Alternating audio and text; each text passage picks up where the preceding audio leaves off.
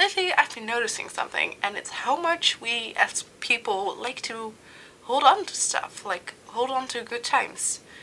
Um, I know this is quite obvious, and I know the light is probably changing on my face right now, but we're just gonna ignore that because it's interesting how we like to postpone the moment of something ending for indefinitely if we can.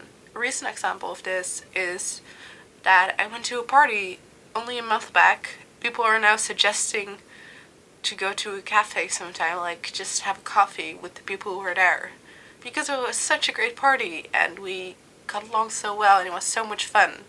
Over a year ago I went to Rome, and after we got back it was the holidays, and I remember there being like at least 5 after parties because everyone just wanted to hold on to being in Rome. At least that's my explanation.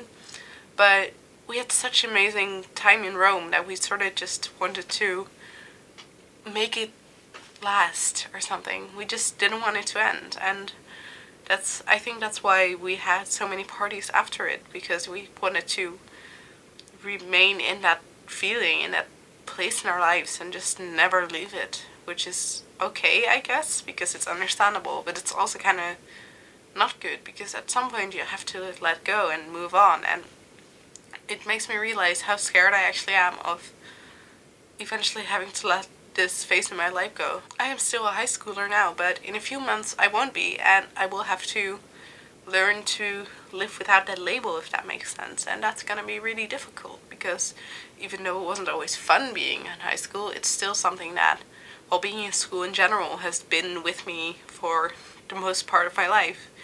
And that won't be there anymore, and I will have to find new things to identify myself with, which is weird and scary and big and all the after parties. And I actually used to have sleepovers, and I'm still missing those now, of just reminiscing on that time we had, that fun we had. And it's so hard because it's also not actually a placeholder for that feeling.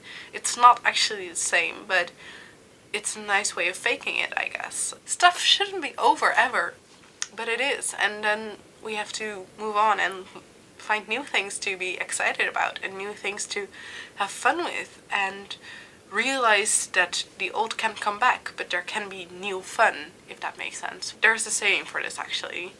Don't cry because it's over, smile because it happened. And I think this really goes for a lot of things in life, but especially things like these. Don't cry because it's over, because it's sad that it's not there anymore. You should smile because it happened and it was amazing. And yes, you can look back on it and have fond memories and think about that every now and again, but it shouldn't impact the way you are now or influence the way you treat things. You shouldn't miss out on stuff because you think it won't be the same or as good or whatever, because you're scared it's just gonna ruin something, because it's not there anymore. And new things will be different, yes, but they might be better, they might be worse.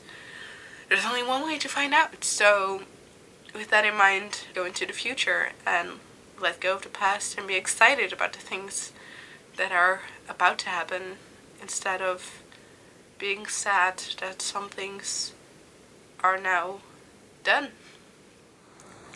Good morning. It is the morning of Valentine's Cup 3, the good, the bad and the quabbly.